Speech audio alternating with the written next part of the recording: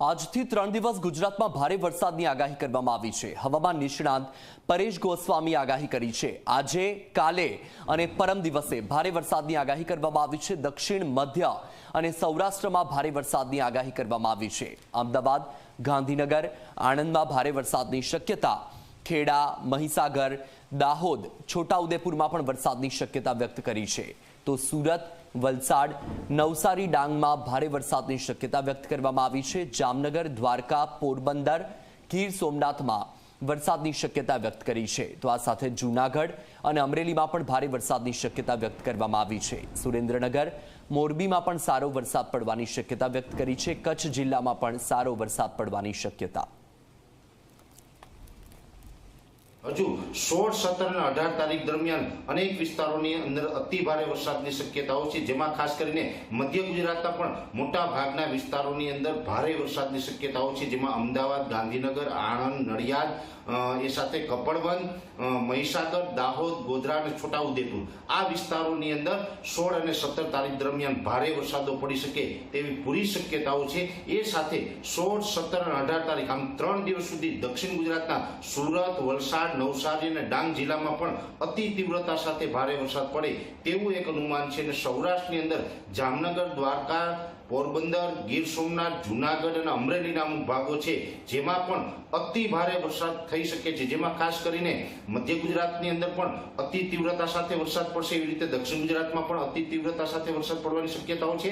અને સૌરાષ્ટ્રના જે જૂનાગઢ, ગીર સોમનાથ, પોરબંદર, દ્વારકા અને જામનગર જિલ્લા જેવા વિસ્તારો છે, એમાં લગભગ મારું એવું માનવું છે કે 10 થી લઈને 15 ઇંચ સુધીના પણ વરસાદની શક્યતાઓ રહેલી છે। એ સાથે સુરેન્દ્રનગર, મોરબી જિલ્લાની અંદર પણ સારા વરસાદો પડે તેવું એક અનુમાન છે। એટલે 16, 17 અને 18 તારીખ આમ કન્ટિન્યુ દક્ષિણ ગુજરાત, સૌરાષ્ટ્ર અને મધ્ય ગુજરાતની અંદર સારા વરસાદો પડશે। કચ્છ જિલ્લાની અંદર પણ 17 અને 18 જુલાઈ દરમિયાન ભારે વરસાદોની શક્યતા છે, જેમાં કચ્છ જિલ્લાની અંદર દરિયાઈ કાંઠાના વિસ્તારોની અંદર તીવ્રતા વધારે રહેશે, બીજા વિસ્તારોની અંદર પણ મધ્યમથી સામાન્ય વરસાદો પડે તેવી શક્યતાઓ છે।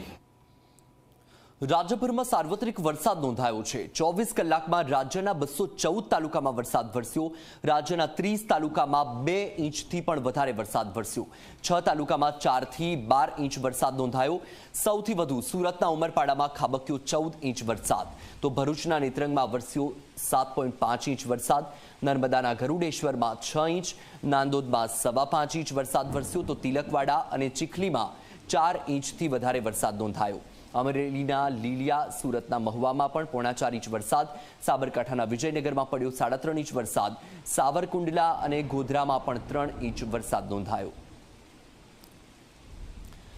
તો રાજ્યભરમાં સાર્વત્રિક વરસાદ નોંધાયો છે।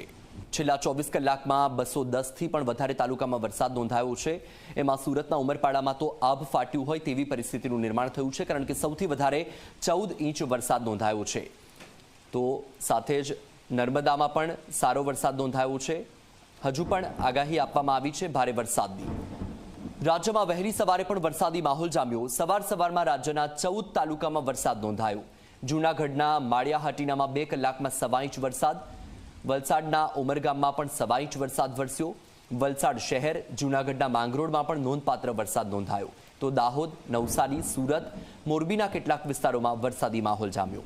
તો આજે સવારથી પણ વરસાદી માહોલ જોવા મળી રહ્યો છે। એમાં આજે સવારથી અત્યાર સુધીમાં 14 જેટલા તાલુકામાં વરસાદ નોંધાઈ ચૂક્યો છે।